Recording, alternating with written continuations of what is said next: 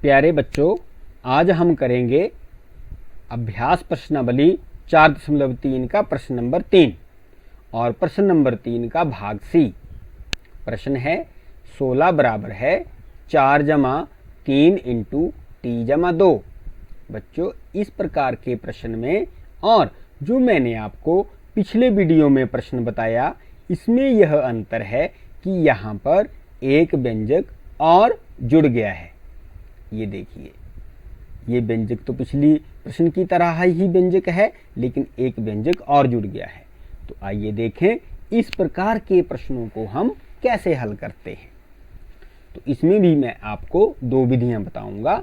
जो विधि आपको अधिक सुलभ होगी उससे आप प्रश्न हल कर सकते हो। तो इस विधि में हम कोष्ठक को खोलकर प्रश्न हल करेंगे। तो आइए करें। 16 बराबर 4 जमा, अब देखिए हमने 3 और टी को गुणा करना है, तो 3 के साथ जमा का चिन्ह है और टी के साथ कोई भी चिन्ह मौजूद नहीं है। इसका अर्थ है यहाँ भी जमा का चिन्ह है। तो जमा गुणा जमा जमा, और 3 गुणा टी 3 टी, फिर जमा गुणा जमा जमा और 3 गुणा 2 6। तो हमने कोष्ठक को खोल लिया है। अब हम यहाँ देख पा रहे हैं कि हमारे पास ये दो व्यंजक हैं और इनके साथ कोई भी चर नहीं लगा है, तो हम इनको सीधा ही जोड़ सकते हैं। तो आइए जोड़ें। 4 जमा 6 बराबर 10, तो 16 बराबर 10 जमा 3 टी। अब हमारे पास हमने टी का मान ज्ञात करने के लिए इस 10 को पहले बाएं पक्ष में ले जाना पड़ेगा। तो आइए 10 का पक्ष बदलें। तो 16 पहले से ही बाएं पक्ष में मौजूद है और दाएं पक्ष के 10 को बाएं पक्ष में लाने के लिए यहाँ इसके साथ जमा का चिन्ह है, तो ये बाएं पक्ष में माइनस बन गया। तो 16 माइनस 10, और दाएं पक्ष में हमारे पास शेष बच गया 3 टी। तो 16 को 10 में से हमने घटाया, हमारे पास प्राप्त हुआ 6। तो 6 बराबर 3 टी। अब हमने 3 का पक्ष बदलना है, इसको दाएं पक्ष से बाएं पक्ष में ले जाएंगे। तो 3 का पक्ष बदलने पर अब बाएं पक्ष में 6 है और 3 को टी के साथ कौन सी संक्रिया है? गुणा। तो बाएं पक्ष में आके ये किस में बदल गई? भाग में।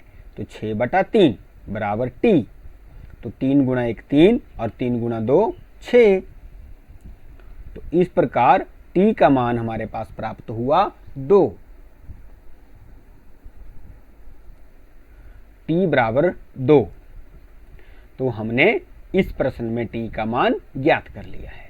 अब हम एक और प्रश्न हल करेंगे जिसमें हम इसी प्रकार के प्रश्न में दूसरी विधि का प्रयोग करेंगे।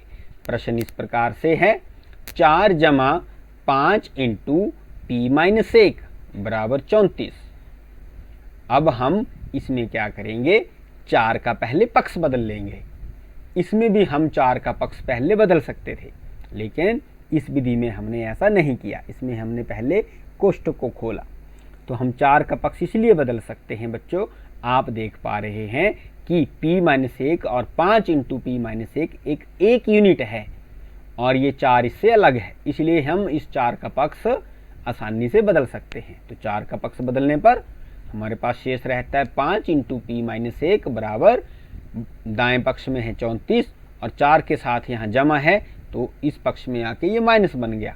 तो 34 माइनस 4, 5 इंटू p-1 बराबर 30। फिर हमने इसका मान ज्ञात करने के लिए अब हमने ब्रैकेट को खोलना है। तो ब्रैकेट को खोलने के लिए हमारे पास फिर से दो विधियां हैं। पहली विधि है हम 5 का पक्ष बदलें। 5 को यहाँ ब्रैकेट का अर्थ होता है, कोष्ठक का अर्थ होता है गुणा, तो दूसरे पक्ष में जाके ये भाग बन जाता है।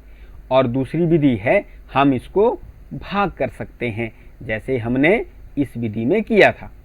ये कोष्ठक के साथ देखिए हमने -4 से दोनों पक्षों में भाग कर दिया था, लेकिन इसमें मैं आपको दूसरी विधि से करवा रहा हूँ। मैं इसलिए अलग अलग विधि आपको बता पा रहा हूँ क्योंकि जो विधि आपको अच्छी लगे, जो भी तरीका अच्छा लगे, उसको आप अपने प्रश्न हल करने के लिए लगा सकते हो। तो हम यहाँ 5 का पक्ष बदल रहे हैं। 5 p-1 के साथ गुणा है, तो दाएं पक्ष में जाके ये भाग बन गया। तो p-1 बराबर 30 बटा 5।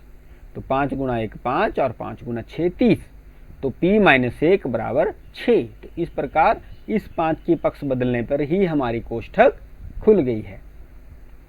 अब p का मान ज्ञात करने के लिए हमें -1 को दाएं पक्ष में ले जाना होगा। तो यहाँ माइनस है तो दाएं पक्ष में जाके ये जमा बन गया।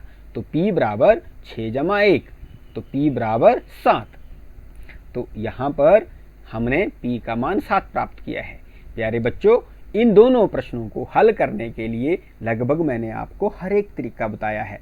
आपको जो भी तरीका अच्छा लगे उससे आप प्रश्न हल कर सकते हो।